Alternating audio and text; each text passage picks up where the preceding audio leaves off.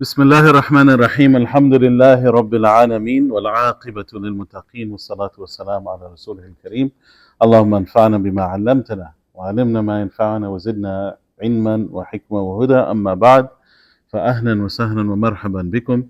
Welcome to the esteemed audience here in Masjid al-Faruq in Grand Prairie, Texas. And welcome to the online audience. May Allah bless you. And today's lesson, which is on the Hanbali fiqh related to Zakat.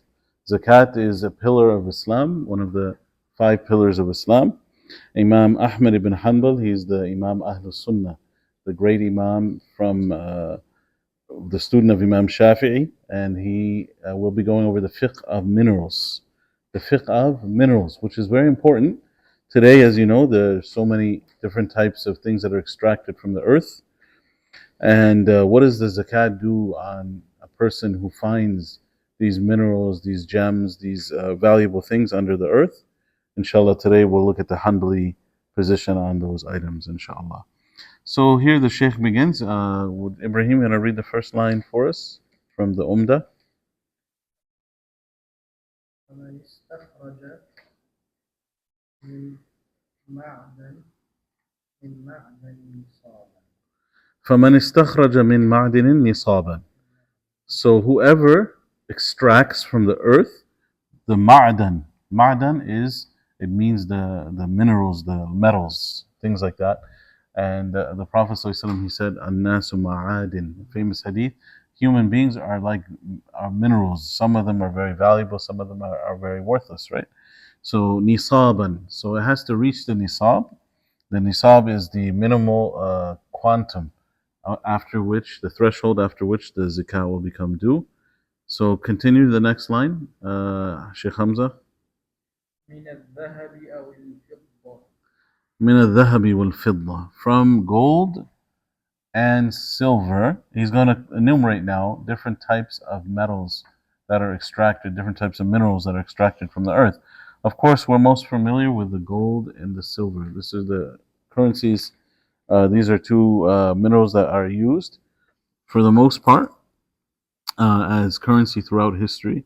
فَمِنَ الذَّهَبِ وَالْفِضَّةِ. Whoever extracts them in the quantum of nisab, which is we covered before in the last lesson with Sheikh Sajid. The minimal amount of silver is how many grams to be zakatable? Grams? Yeah, how many grams would it be? Approximately. Or how many silver coins, dirham, if you remember that, or mithqal. A review from the last lesson.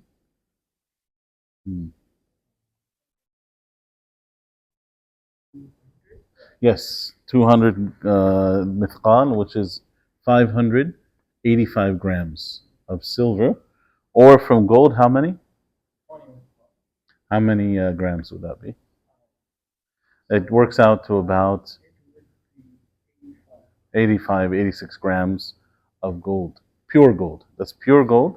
86 grams, you have to pay how much? Say you have 100 grams of gold. How much do you have to pay in zakah? 85 grams. No, 100 grams of gold. How many grams?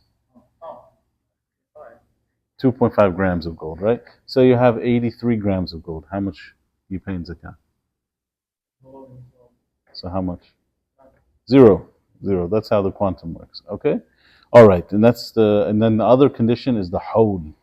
1 lunar year has to pass on the possession of that gold and that silver.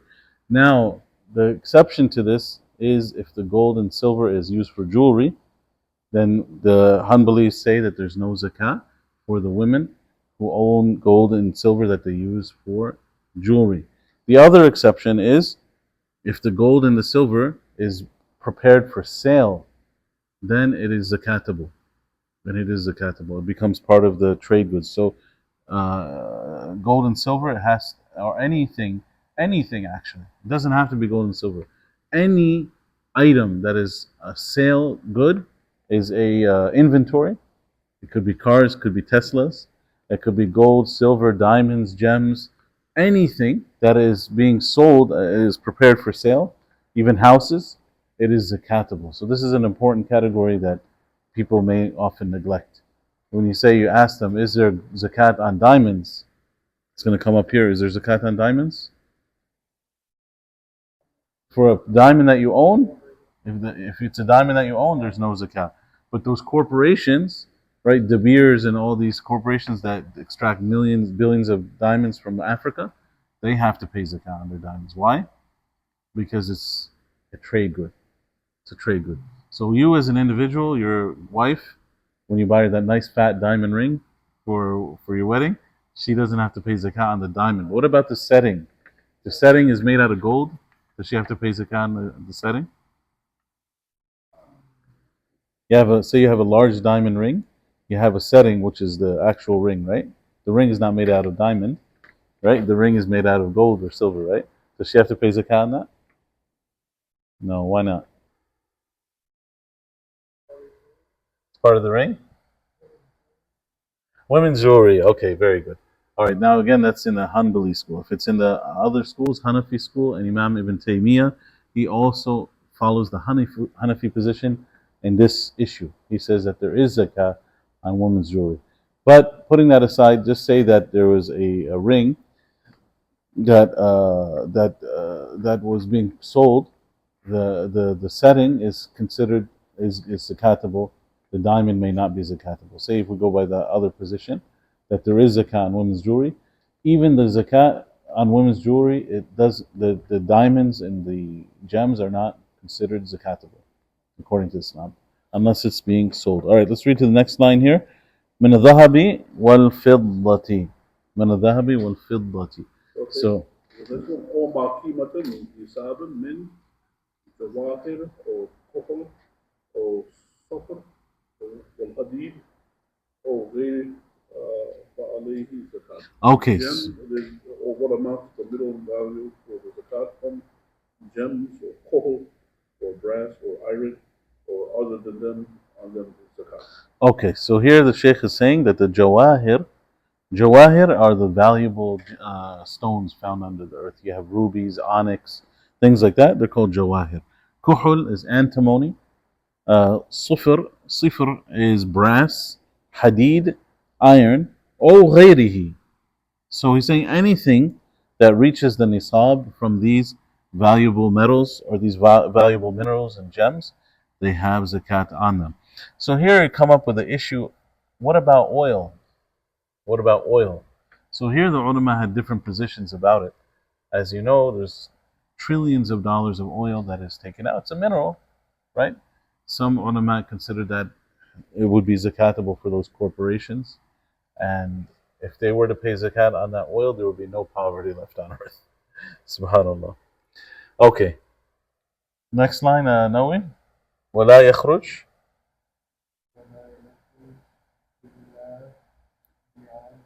بعد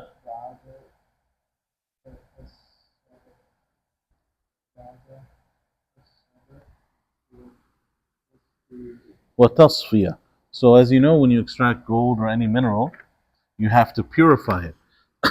It doesn't just come out in bars of gold. It's mixed with other metals. Sometimes you have to first of all remove the dirt, and then sometimes they have to melt it down, and the filth, the impurities rise to the top, and then you get actual gold, right? That's the process of producing. So the Sheikh here is saying that you don't pay the zakat on the bare extracted material. You pay the zakat after it is refined. After it is refined. Same thing with oil.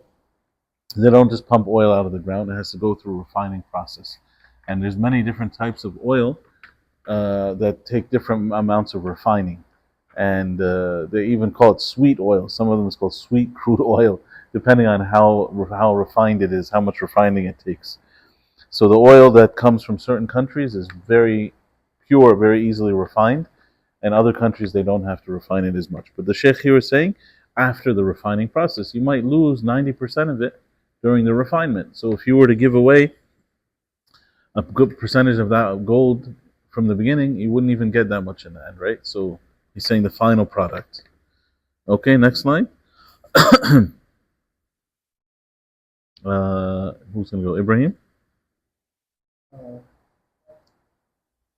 ولا شيء واللؤلؤ والمرجان وال- والعنبر عنبر والعنبر والمسك. والمسك. And ولا شيء, there is no zakat due on pearls. لؤلؤ. I was on a flight once, and I looked on the map, and he has this global map, and there was a city called Huna Lu'lu, and it's spelled exactly that way, Huna Lu'lu. I said, Subhanallah, what city is this? Huna Lu'lu. That means there's pearls here.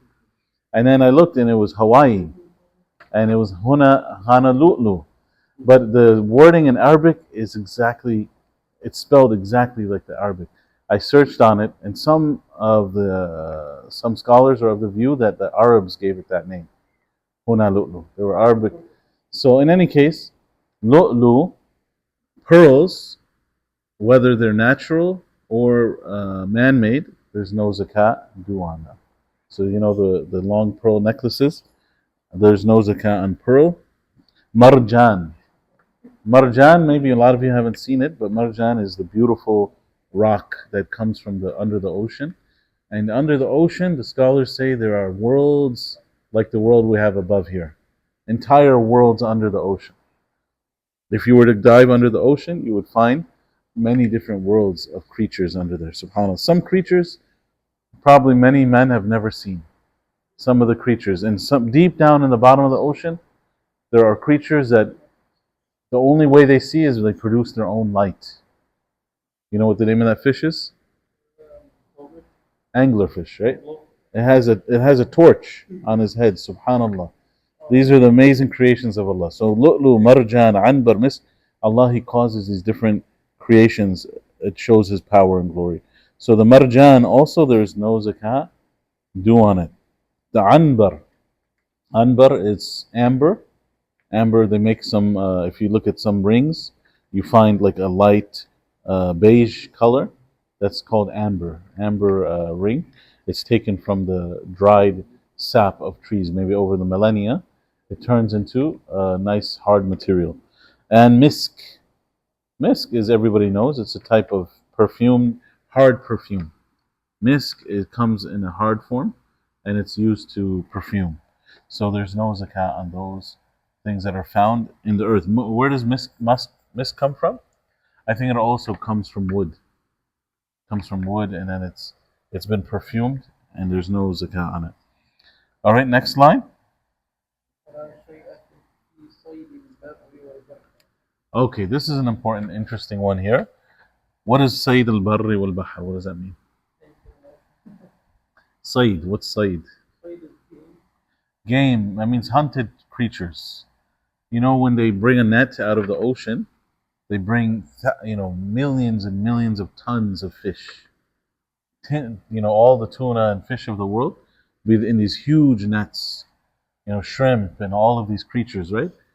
All of that, there's no zakat on it. There's no zakat on it. No.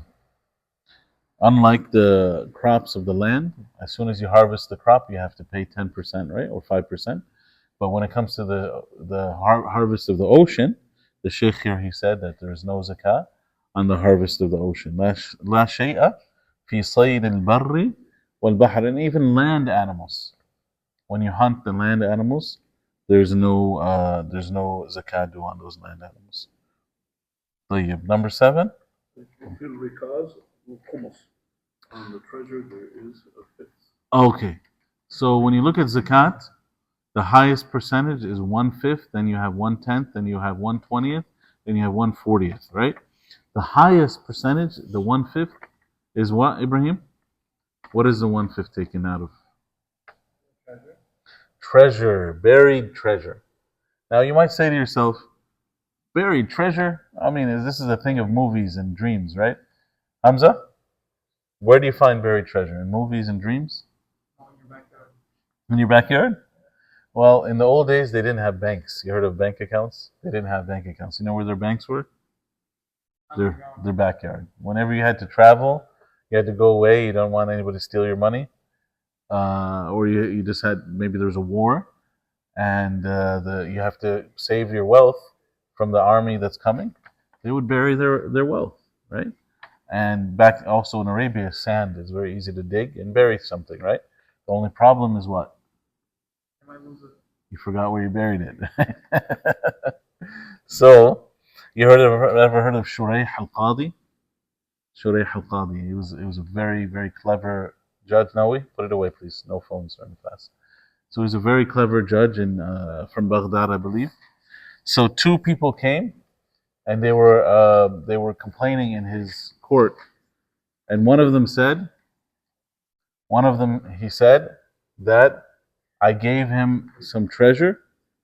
I gave him some treasure and he buried it, and I told him to save it for me. I told him to save it for me. Look at this, Hamza. You want to see how judges are smart people, right? Judges are generally very clever. They study a lot of fiqh, right? So the two people came complaining, and this one man, he's the complainant, the other one's the defendant. He said, "This is my friend.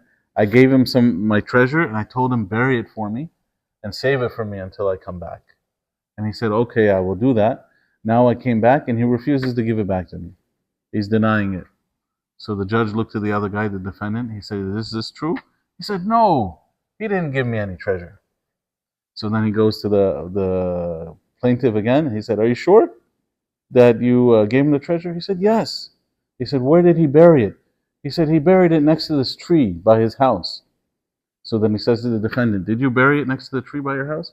He said, "No, I don't have any treasure over there." So the judge, um, the judge says to the plaintiff, "Why don't you go there and you know exactly where it was buried, right?"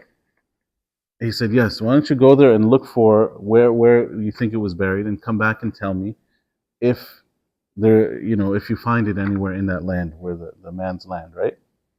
So then he tells the man to go, and then the plaintiff, the defendant, is sitting in the court, Shurayh al-Qadi, right? So he's going and going, looking at his watch. Then he says to the defendant, "Do you think he's made it there yet?" He's like, "No, it's buried really far away." And then he blurted it out by accident. And the judge's like, "Oh, you said there was no treasure." And then he's like, "Oh yeah, now I remember." So, anyways, yeah, you have to. They used to bury a lot of treasure. So here's the issue now: if you buy a land and you find buried treasure on it, who owns that treasure? You or the person who you bought the land from? So here the fuqaha they talk about this. They say if you can find the owner of it, they have rights to it, right? The people. You bought the house, not the right. So if you don't know who the owner is, then here in this case, you can take possession of it, but you have to give 1/5 in zakat. 1/5 of it has to go in the zakat. You have to pay 1/5 in the zakat for buried treasure. 20%, 1/5, 20%. It's a high percentage. So if you find any buried treasure or buried wealth, that's maybe because Allahu Alam what the wisdom is, but definitely it's something that comes to you very easily, right? In a very large amount, very easily, without much effort. If you look at the land, when you irrigate it, you pay 5%. If you don't irrigate it, you pay 10%, right? So the difficulty, the extra effort, it reduces your burden, right? Here you're getting free money for nothing, right? So at least 20% is a very minimal amount to give out of this treasure here. It's expenditure. Okay, last line. Number 8.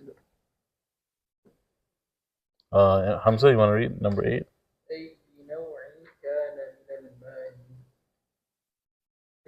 قل أو كثر. Yes.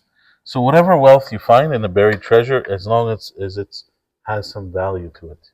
Doesn't matter if it's diamonds, gems, gold, jewelry, weapons, shields, right? They find old guns, all of these things. Whatever it is, that treasure, that entire treasure, you find the value of it, then you give 1/5 for the zakat. This is a zakat category, right? That you must give of the buried treasure. Now the question is, coming back to the issue of the oil. Some scholars have said that oil is a buried treasure. Oil is like a buried treasure. And if you extract it from the earth, then they should pay 1/5 To who? Not to any person. It goes to the, and that's the last line here. Can somebody read the last one? How about Ibrahim? مصارفه مصرف الفيء Al-Fay. الفيء وباقية لواجب. So the 20% goes to the Islamic Baytul Mal, to the Islamic cause. All of the expenditures of the government, and to build roads, or to whatever the government needs to do with that wealth. That's where the fifth goes to. It's like similar to the Fay here. So zakat, it's different. Here it seems like what the Sheikh is saying is that you're not paying this to the poor only, but it can go towards Allah and His Rasul, which has a more broad expenditure, just like the spoils of war. When the war spoils are captured, then 1/5 of it goes to the Islamic government. Who gets to keep the rest? The Mujahideen, right? The Mujahideen. So here, likewise, 1/5 would go to the Islamic government, and the other, when it says Allah and His Messenger, it doesn't mean that Allah needs the wealth or the Prophet is going to personally benefit from it. It means he is the Islamic government, he's the leader, he's going to spend it in the cause of Allah subhanahu wa ta'ala. And then the rest goes to the finder. So 4/5. They found the great treasure of the $1 billion in one of the treasure ships. So how much would go to the Islamic? 200 million. And the rest goes to the finder's fee, right? Okay, what if you like contact, like, I mean, I don't know, you find this old guy on, like, that knows a lot of locations of the sea, and you ask him for information about your lost boats, and then he tells you a bunch of stuff to check, and you go out and you find it. Does he get any of it, or is it just all you? If he were to tell you that information, either he would give it to you for free, or he would ask to be a partner in the search. So, but depending on the condition, you're bound by that contract. So if he said, I will help you, but on condition that I get a certain percentage, then he would have a right to that percentage. That's a good question. It would depend on what was intended by the contract, but most likely after the zakat is taken out, because that's the actual treasure that remains. The rest is the right of Allah subhanahu wa ta'ala. If I find it now, what should I do with it? If we're living in the United States. If you're living in the United States and you find a buried treasure, so you can give it to the 8 categories that Allah mentions, Surah At-Tawbah. Yeah, you can give it across those 8 categories, inshallah. Alhamdulillah. Jazakallah khairan. Any questions? Questions about buried treasures, buried wealth? Yes.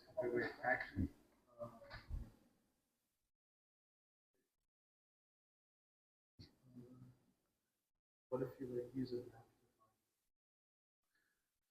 You find a map, you have to find an old map, and then a lot of times the markers of those maps have changed. So that's the problem. Like, they'll say that there's an old house here, or a tree, or they'll say that there's even the water line, or all of these things have changed over the years. So if you find that map, you can use it. I mean, of course, but again, the issue comes up if it's on private land. So who has more right to that treasure? But if it's in public land, usually generally waterways are considered public property, right? Some governments claim that within 5 miles of the coast, there's like a coastal law. You heard of coastal international law? So they say within a certain number of miles of the coast, they have more right to it. So that's happened. Some people have found the treasure, and then the government actually took it from them. So yeah, you have to look into those different things. Yeah. All right, yes, Ibrahim, questions? The maritime law, by the way, some of it's extracted from Islamic law. Subhanallah. Like, the Islamic law says the water belongs to Allah, even though the land underneath might belong to you. And they actually follow that. You can go anywhere in the world. Legally, you can travel, and you're under maritime law. You're not under the law of those countries. Subhanallah. Yeah.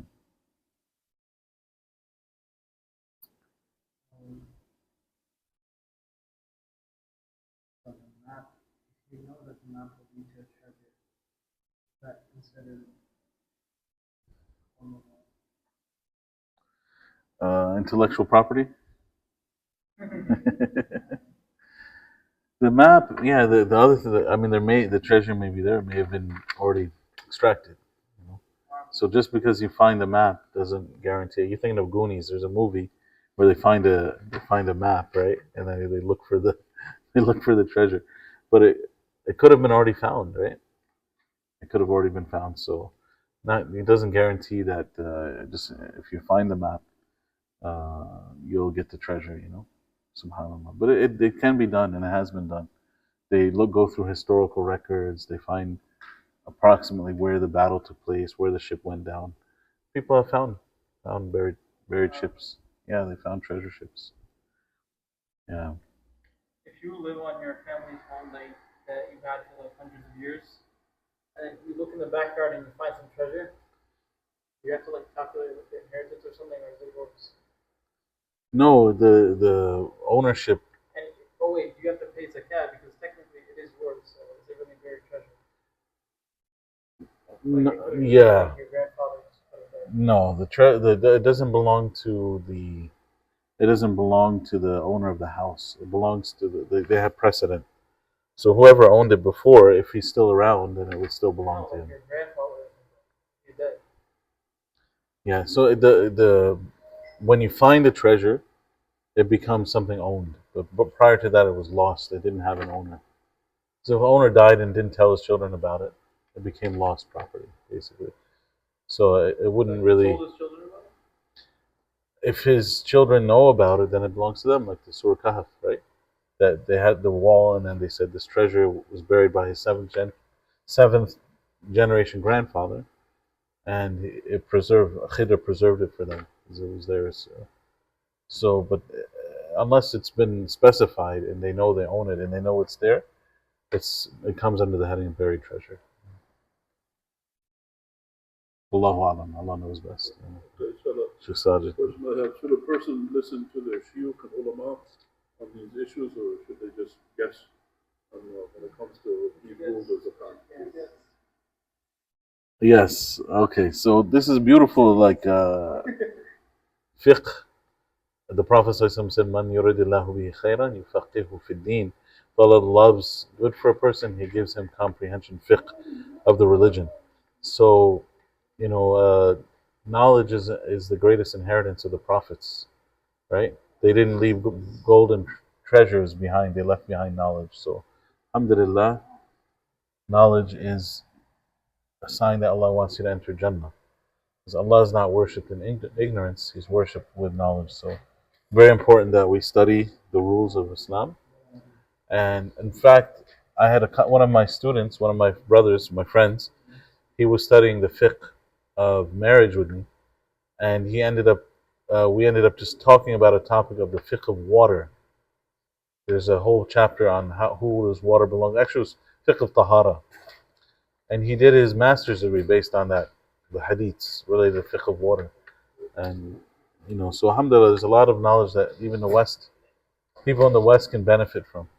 And American law is you can almost directly see where it came out of Islamic law when you look into American law, civil law.